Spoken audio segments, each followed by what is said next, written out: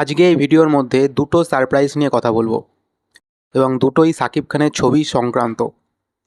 প্রথম ছবি যদি বলি, বরবাদ সিনেমা, তার অফিসিয়াল নেক্সট যে গান, তার প্রোমো ড্রপ করা হয়েছে, নাম হচ্ছে চাঁদ মামা চিমটি দিয়ে যা।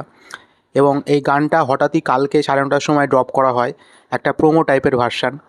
এবং তারপর থেকে সোশ্যাল মিডিয়ায় একটা উত্তাল লেগে যায় যে না, লাগে উড়াধুরার পরে হয়তো আরও একটা ভাইরাল একটা সং আমরা পেতে চলেছি, আইটেম সং পেতে চলেছি, যেখানে মিউজিক কম্পোজার এবং যে গানটা গেয়েছে তিনিও প্রীতম হাসান। এবং প্রীতম হাসান মানে তার যে এখন টাইমলাইন চলছে, তিনি যাই করছে তাই হিট হচ্ছে। দিদা গানটাও আমার খুব পছন্দ হয়েছে, আমার লাগে উড়াধুরা গানটাও খুব পছন্দ, আমার কেন প্রত্যেকটা মানুষেরই পছন্দ।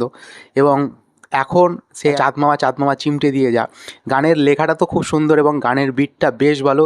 গানের জুটিতে নুসরাত জাহান এবং শাকিব খানকে আমরা দেখতে পাচ্ছি, মানে সত্যি একটা ভালো লাগছে। নুসরাত জাহানকে আবার নতুনভাবে যে এইভাবে ভাবা হচ্ছে নুসরাত জাহানকে নিয়ে, নুসরাত জাহানকে অনেক মানুষ ভুলতে বসেছিল। নুসরাত জাহানের হয়তো এই সংটার পরে তার একটা কামব্যাক হয়তো আসবে, তাকে দেখতে বেশ ভালো লাগছে। এবং এখানে ডান্সের স্টেপগুলোও বেশ ভালো। মানে মোট কথা একটা, এইটা দেখে হয়তো মানে ওপার বাংলার মানুষ হয়তো মানে ঈদটা সেলিব্রেট করবে। এই গানটা হয়তো মাইকে বাজবে, প্রত্যেক দিনই বাজবে, লুপে বাজবে, মানে প্রত্যেকটা মানুষ হয়তো এই গানটার বাজিয়ে হয়তো সেলিব্রেট করবে, যেটুকু গানের যা ভাইব। এবং 28 তারিখে এই গানটা রিলিজ করছে। তো আমার বেশ ভালো লেগেছে গানটা, গানের মানে কস্টিউম খুব ভালো, গানের প্রেজেন্টেশনটা খুব ভালো, লুক অ্যান্ড ফিল দেখতে খুব ভালো। এবং তারপরে আসি, আজকে সকালবেলা আবার একটা সারপ্রাইজ দেওয়া হয়েছে সাকিব খানের ছবি সংক্রান্ত। সাকিব খানের নেক্সট ছবি, সেটাও ঈদের আগে রিলিজ পাচ্ছে, তার নাম হচ্ছে অন্তরাত্মা, যেখানে সাকিব খানের সাথে জুটি বাজছে দর্শনা বণিক।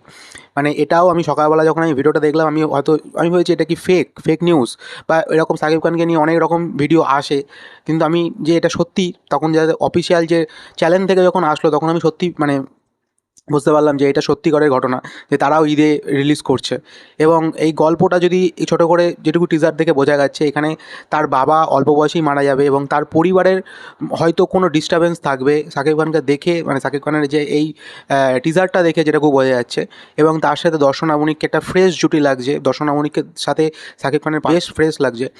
মানে এই ছবিটারও ভালো পোটেনশিয়াল আছে, যেটুকু দেখে বোঝা গেল। তবে আমার একটা প্রশ্ন রয়েছে, যে এটা কি খুব দরকার ছিল? মানে ঈদে এতগুলো সিনেমা রিলিজ পাচ্ছে, সাকিব খানের সিনেমা রিলিজ পাচ্ছে, আফরান নিশোর সিনেমা রিলিজ পাচ্ছে, সিয়ামের সিনেমা রিলিজ পাচ্ছে, প্রত্যেকের সিনেমা রিলিজ পাচ্ছে, এবং প্রত্যেকটা সিনেমায় একটা ভালো মেকিং করেই, ভালো মানে বাজেট নিয়েই ভালোভাবেই তৈরি করা হয়েছে। মানে প্রত্যেকটা মানুষই প্রত্যেক 3টে সিনেমা নিয়েই এক্সাইটেড। তার মধ্যে এই অন্তরাত্মা সিনেমাটাকে রিলিজ করা কি খুব দরকার ছিল? এটা আমার মনে হয়েছে। তার কারণ হচ্ছে, আমি যতদূর জানি, এপার বাংলা বা ওপার বাংলায় আমাদের এখানকার যে ইন্ডাস্ট্রি, মুভির যে ইন্ডাস্ট্রিটা রয়েছে, সেখানে সিনেমা হলের সংখ্যা প্রত্যেকটা ইন্ডাস্ট্রিতেই কমছে, মানে সিঙ্গেল স্ক্রিন প্রত্যেকটা ইন্ডাস্ট্রিতেই কমছে। তো মানুষ কটা সিনেমা মানে দেখবে, বা যদিও দেখে, মানে এই ঈদের মুহূর্তে মানে এই সিনেমাটাকে রিলিজ করা কি খুব দরকার ছিল? মানে আমি জানি না এটা কতটা বোকামি।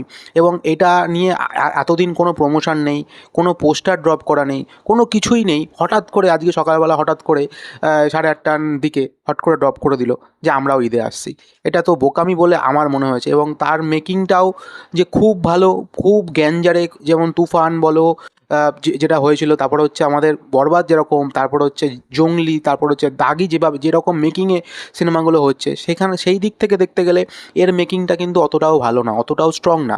হ্যাঁ, সাকিব খান আছে, ঠিক আছে, তবে এটা যদি ঈদ ছাড়া যদি অন্য কোনো সময়ে রিলিজ করতো, তাহলে তো এই সিনেমাটাও ব্যবসা করতো। এই সিনেমাটার মধ্যেও তো পোটেনশিয়াল আছে, এই সিনেমাটার মধ্যেও একটা ভালো গল্প আমরা দেখতে পাবো, যেটুকু বোঝা গেছে টিজারটা দেখে। তো এটা নিয়ে এত তাড়াহুড়ো করার কী আছে আমি জানি না। এবং আরেকটা সিনেমা যেটা হচ্ছে জিন 3, আমি জানি না জিন 3 নিয়ে খুব বেশি আমি সোশ্যাল মিডিয়ায় অতটা দেখছি না, তার একটা দুটো গান ড্রপ করেছে। তবে এতগুলো সিনেমা, তার মাঝখানে যদি আবার অন্তরাত্মাকেও রিলিজ করতে হয়, তাহলে আমরা সিনেমা হল কটা পাবে এবং মানুষ কটা দেখতে যাবে, এইটার একটা বড় ব্যাপার আছে। কেন, তো আফটারঅল যে বরবাদ রয়েছে, তো বরবাদ তো সবার আগেই থাকবে। মানে সাকিব খানের যে একটা হিউজ ফ্যান ফলোয়িং আছে, তারা আগে বরবাদ দেখবে, তারপরে গিয়ে বাকি কিছু দেখবে। তো মনে হয় না যে অন্তরাত্মাটা এই সময় রিলিজ করাটা খুব বুদ্ধিমানের কাজ হয়েছে। বাকিটা তোমরা জানিও, তোমাদের কার কার কী মত, কী চাও। তো আমার যেটুকু মনে হলো, আমার আইডিয়া থেকে আমি এটুকু কথা বললাম। বাদবাকি তোমরা যদি ভিডিও নতুন হয়ে থাকো, তাহলে ভিডিওটা প্লিজ লাইক করে দিও, শেয়ার করে দিও, আর সাবস্ক্রাইবটা একটু করে দিও প্লিজ। ওকে, বাই, দেখা হচ্ছে নেক্সট ভিডিও।